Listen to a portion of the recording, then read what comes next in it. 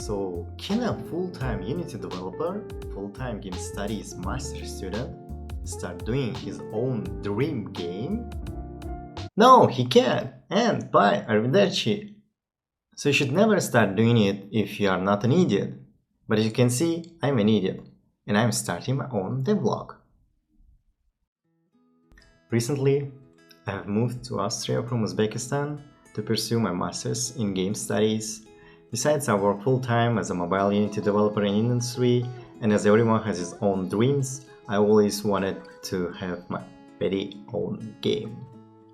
So, welcome to my brand new journey where I will try to log all my steps from beginning until the end. I hope I will end it.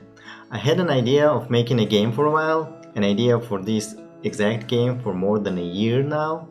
The game is going to be a sort of tower defense type game with heroes, and the idea is to have a castle that you need to protect, and it will have several heroes who's gonna help you with that. But the main difference from the other similar games is that you can't control your heroes, but you can attack from your castle. I hope that's gonna be more interactive and more interesting than the usual hero tower defense games. So, first of all, I've set up my Notion page. Yes, Notion page. Everything starts with GDD, but I don't have one big document about the game. I have several small documents to describe several different features. And yes, they are still in progress. The cherry on the cake is my to-dos and roadmap.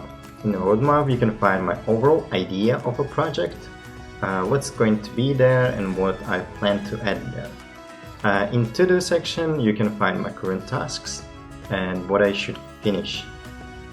There I have my next subsection with the upcoming tasks, in progress section with my current tasks, and done section with the finished tasks to analyze them in future if I need it.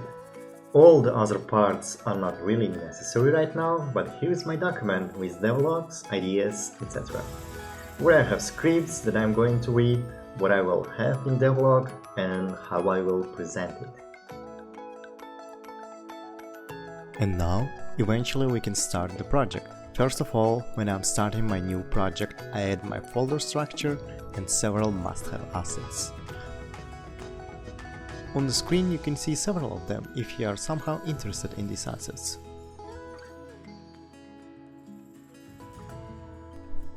And finally, after adding all the assets, the slightly interesting part begins. The first thing I did, created a plane, set it up a little, put a cylinder, and a little later I will put a tower together with it. To create a tower, I use several assets, and yes guys, assets for programmers are everything. It's always better to take two different assets and make one suitable for you, rather than trying to learn something else new if you are not a designer by nature.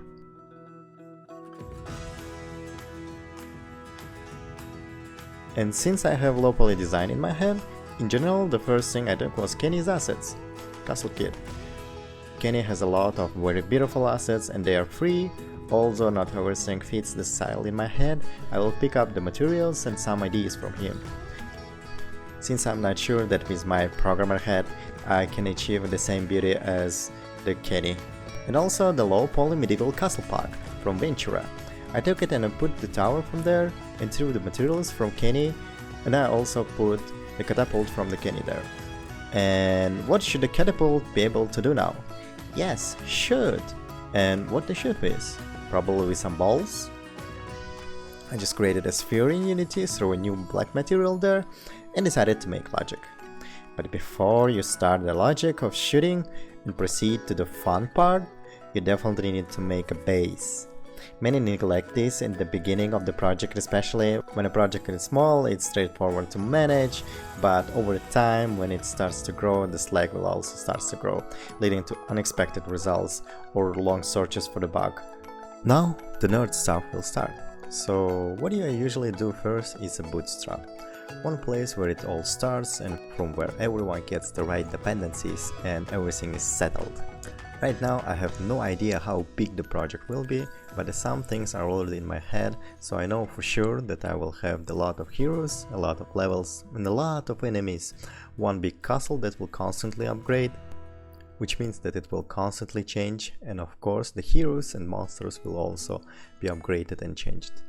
Which will lead to the fact that in the future the project is going to be enormously big. And the game is primarily mobile, so if the size of the game is large, it's necessary that the player has the opportunity to download necessary data on the fly. To accomplish this, addressables are used in Unity. You may think that why are you thinking about such things at the beginning of your project? Why not implement it when needed? I will answer to this question by saying that at the end of the project, when it starts to become a problem and I'll need to implement this stuff, there will be a lot of problems associated with the switching to addressables.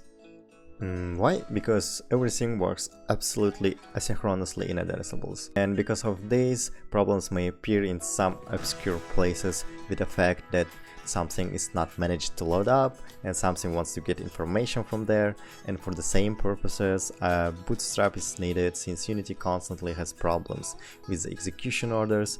You don't know which of the files will be executed first and which is the last. So of course you want to have control of it. In general, in the end I will have a separate scene for Bootstrap where I'll download all the necessary data, for example player save data, and maybe in the future additional addressables from the backend. And then when I log into the game, there will be a game installer script that will initialize the logic of the game, and all this is organized by a state machine that checks which state I'm in right now and goes to the game state only after all the data is loaded. Yeah, nerd stuff is finished. I spent quite a long time thinking about it and writing this, therefore I'm sorry that nothing has changed on the scene itself so far, but now after loading all the states you can see how can I shoot different black projectiles. This is still a demo version of the logic.